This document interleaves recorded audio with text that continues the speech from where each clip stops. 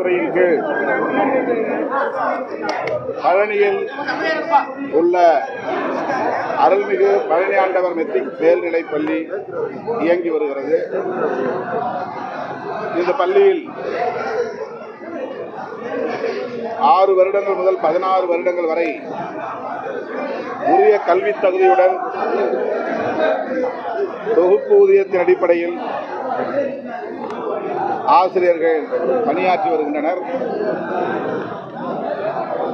அவர்களை பணி நிரந்தரம் செய்ய வேண்டும் என்று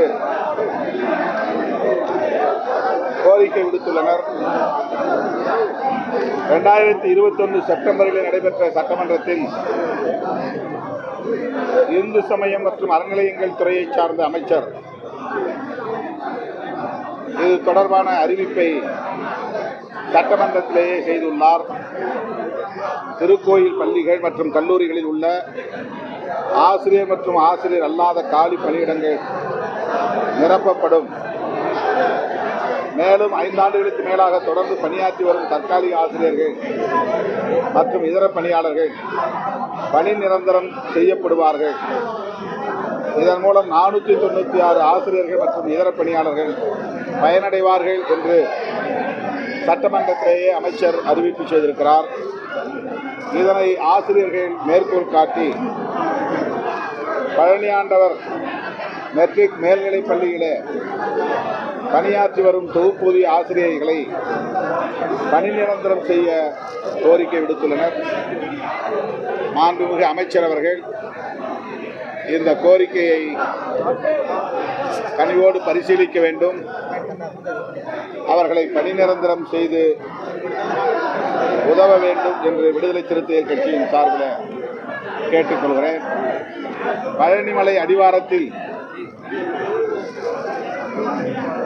சாதாரணமான மக்கள், ஏழை எளிய மக்கள் கயிறு, ருத்ராட்ச கொட்டைகள் மற்றும் பை போன்ற பொருள்களை விற்பனை செய்து பிழைப்பு நடத்தி வருகிறார்கள். அவர்கள் எந்த ஆக்கிரமிப்பையும் செய்யவில்லை. பகலில் வியாபாரம் செய்துவிட்டு இரவில் அவர்கள்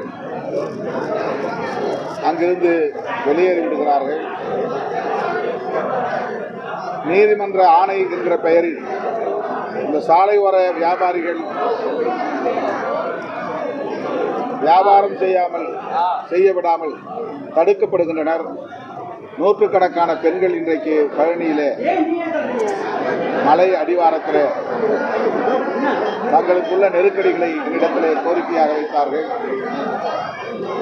ஆகவே சாலையோர அன்றாட வியாபாரிகள், சிறு வியாபாரிகள் பாதிக்கப்படாத வகையில் அரசு அவர்களுக்கு உரிய வழிகாட்டுதலை தர வேண்டும்.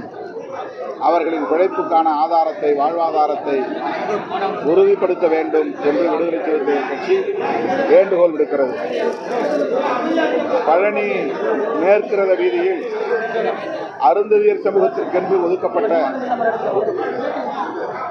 இடம் 2466 சதுர அடி அருந்ததியர் மடம் என்னும் அந்த இடம் தனிநபருடைய ஆக்கிரமிப்பிலே இருக்கிறது. அனைத்து தரப்பு அதிகாரிகளிடத்திலும் அருந்ததியர் சமூகத்தை சார்ந்த மக்கள் முறையிட்டுள்ளனர். ஆனால் அந்த தனிநபர் ஆக்கிரமிப்பை இதுவரை அகற்றவில்லை என்பது தெரிய வருகிறது. எனவே அரசு தனிநபர் ஆக்கிரமிப்பை அகற்றி அருந்ததியர் சமூகத்திற்கான அருந்ததியர் மடத்தை மீட்டுத் தர வேண்டும் என்று வலியுறுத்தி கேட்டுக்கொள்கிறேன்.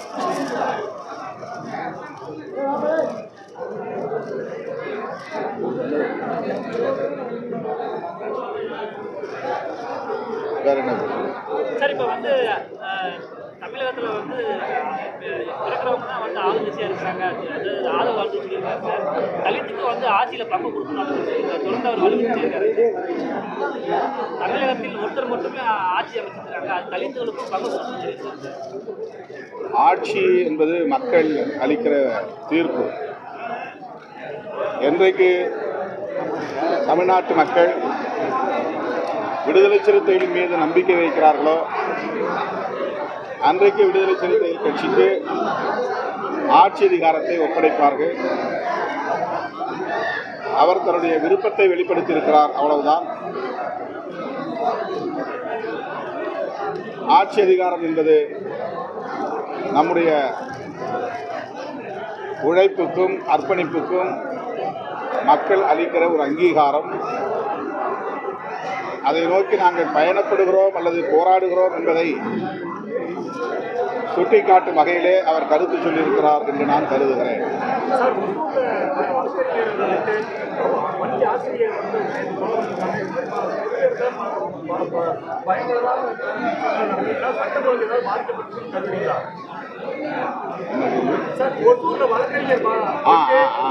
ஆசிரியர் கொலை இதெல்லாம் வந்து பட்டப்பகல்ல பயங்கரமாக நடக்குது, படுவெச்சமாக நடக்குது. இதனால ஏதாவது சட்டம் ஒழுங்கு பாதிக்கப்பட்டிருக்கிறதா கருதுறீங்களா? எதிர்பாரா வகையிலே இப்படிப்பட்ட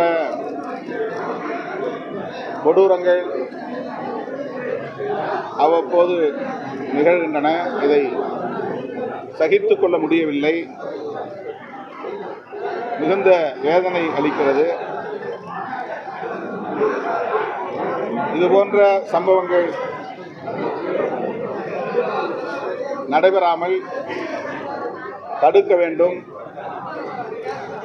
அதற்கேற்ப அரசு உரிய கண்காணிப்பு நடவடிக்கைகளை மேற்கொள்ள வேண்டும். அதை கண்காணிக்க தவறினால், கட்டுப்படுத்த தவறினால் அது சட்டம் ஒழுங்கு பிரச்சனையாக மாறும் என்கிற கவலை அளிக்கிறது. ஒசூரிலே நடந்த இந்த கொடூர சம்பவத்தை விடுதலை சிறுத்தைகள் கட்சி வன்மையாக கண்டிக்கிறது. ரேஷன் அரிசி அதிகமாக கடத்தப்படுது. 2022 1000 கோடி ரூபாய் வரைக்கும் நஷ்டமாகி இருக்கு, இழப்பீடு ஆகிருச்சுன்னு சொல்லி அன்புமணி சொல்லியிருக்காரு. அதுக்கு மத்திய புலனாய்வு வந்து விசாரிக்கணும்னு சொல்லியிருக்காரு. அதுக்கு உங்கள் கருத்து? அதற்கு என்ன ஆதாரம் என்று தெரியவில்லை. அவர் தன்னுடைய கருத்தாக வெளிப்படுத்தியிருக்கிறார். அவர் எதிர்க்கட்சி என்கிற நிலையிலிருந்து ஆளுங்கட்சிக்கு எதிரான கருத்துக்களை அவ்வப்போது சொல்லி வருகிறார். அந்த அடிப்படையில் சொல்லப்பட்ட கருத்தா அல்லது ஆதாரத்துடன் அவர் அதை சொல்லியிருக்கிறாரா என்று தெரியவில்லை. அவர் சொல்லியிருப்பது உண்மை என்றால் அரசு அதை ஆய்வுக்கு உட்படுத்த வேண்டும், உரிய நடவடிக்கைகளை எடுக்க வேண்டும். அதுபோன்ற நட்டம் ஏற்படாத வகையில் அரசு ஆவண செய்ய வேண்டும் என்று வலியுறுத்துகிறார். 2026 விஜயோட சொல்றதுக்கு வாய்ப்பு இருக்கா சார்? பொறுத்து வந்து பார்க்கலாம்.